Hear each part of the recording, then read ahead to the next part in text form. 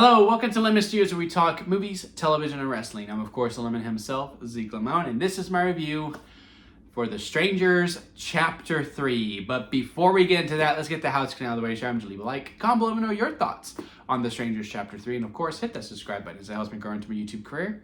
I would greatly appreciate it. Now, all that out of the way, let's get into it, shall we? So, I wanted to make a drink as I was doing this review because there are I just talk like I am drinking. That's what this movie does to you. It makes you drunk. But I ran out of whiskey, and I could have a beer, which I did have after I saw this movie, but that wasn't strong enough.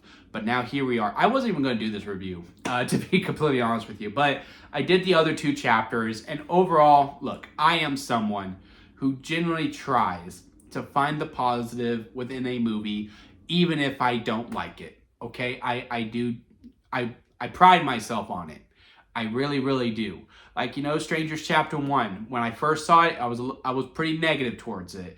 And overall, I'm still not a huge fan of it. And the main problem with it is that they just redid the first movie. Like, that's all it truly was. In Chapter 2, I actually came around to it. I actually enjoyed it. I don't think it was a theater film, but I actually really did like the hospital stuff. And I like the aspect of the are they, aren't they factor when it comes to the strangers. The flashback stuff I did not give a shit about, but everything else within the real time, that one I enjoyed. So I did kind of have some moderate expectations going into this movie, even though, again, the past two have gone from, to me, one, bad, and second one, okay. Like, it was, like, I wouldn't even say good. It was okay. But, man, when I tell you there wasn't even a trailer for this film, I have not seen a single one. They just dropped it. They were just ready to get this over with, and I completely understand why. This movie is awful. Again, that's a word I don't use kindly, or I use often, because I do generally try to find positives within any film I watch to justify a review. Because usually with these types of movies, I will not review it if I can't find anything or there's just no real analysis to do. But again, I did the first two chapters. The problem with this one is that it's just completely unnecessary. It really is, and it's just padding. It's just padding. Like, I say this in my immediate thoughts on TikTok, that there is a scene in this movie, and there's quite a good chunk of scenes throughout the whole entire movie with Maya, played by Madeline, who I think is trying. Because it's interesting with where her character is at now, to see her from Chapter 1 who had some life to her. She had some life. She was actually really well developed. In Part 2, it was that fighting spirit that she had. And here she's completely defeated. She's deflected. She's numb. She's depressed. The trauma has completely taken over her. And in some ways, yeah, it's by design that she is super hollow. And that, again, it's just defeat is what you see on her. But I could also see it as, I don't know what more we could be doing right now. Like, I honestly feel like everything in Chapter 3, we could have, I actually saw, I can't take full credit for this. Someone made this comment as well. I was like, you could have put all three of these together into one. Part 1 could have been 15 minutes. The bulk of it could have been Chapter 2. And this could have been the nice little tag on at the end of the film. But the dialogue in this, in order for it to get to 90 minutes, because again, a whole lot of nothing really happens in this movie, is that Maya will go, can you help me? I'm in a lot of pain. Can you please go get the first aid kit? And there would be like 15 seconds of pause. I'm not even joking. It would just be a long silence, and then just, yeah. And then another 5 to 10 seconds of nothing. It's in the back. I'll go get it.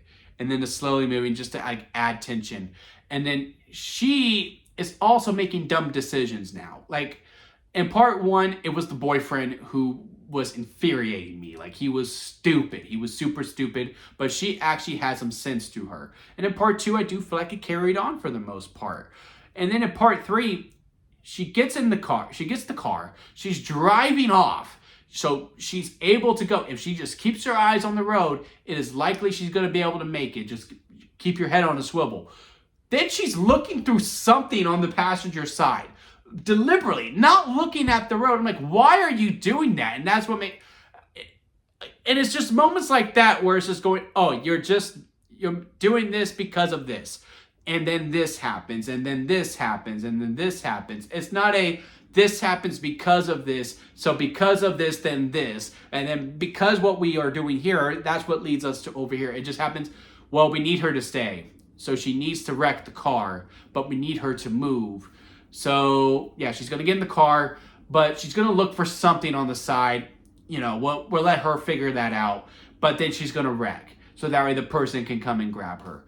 And then the whole dialogue of, now that you know who they are, you know who the man in the mask is, you know who all the strangers are, then you lose that aspect of the mystery behind it.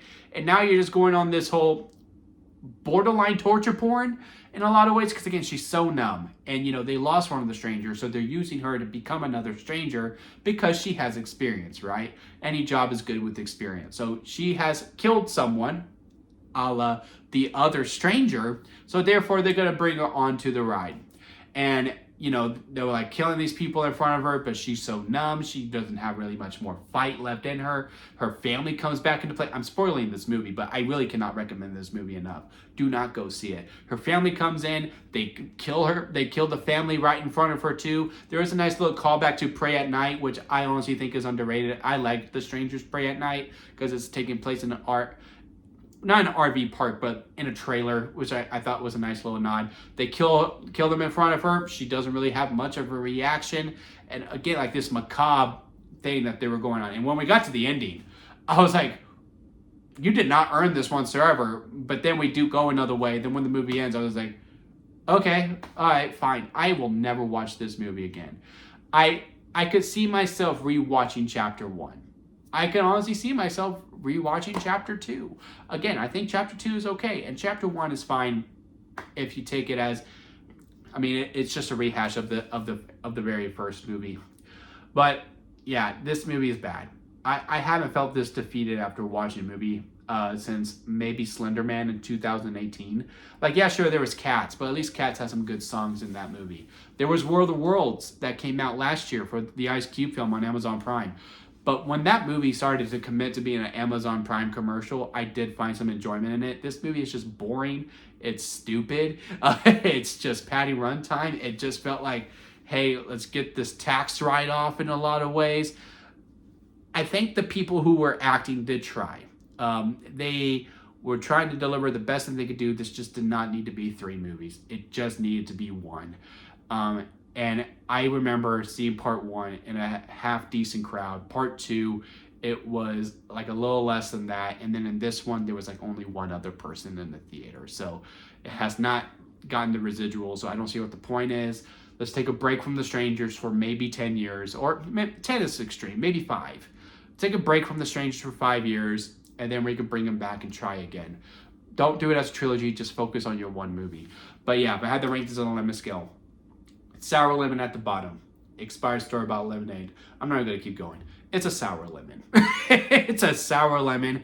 It's almost a rotten lemon, for that matter. And again, I hate being like this, but I can't help it. And as someone who loves movies, you got to have some theatricism to you.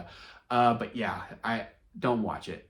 Don't go. Don't rent it. Don't do anything. If you love the Strangers franchise like I do, then I guess at some point you are going to watch it, but just be warned, you're not going to have a good time, and not in the good way. You know what I mean? So yeah, those are my thoughts on The Strangers, Chapter 3. Comment below, let me know your thoughts. Leave a like if you made it this far in the review. I do greatly appreciate it. If you have a different opinion, please comment. Let me know. We can have a nice little conversation about it. Maybe you see something that I don't. But don't forget to squeeze the days, guys, because life is too short not to give you also squeeze every opportunity that you can. And hit that subscribe button as it helps me grow into my YouTube career. And until next time, I'll see you here at Lemon Studios.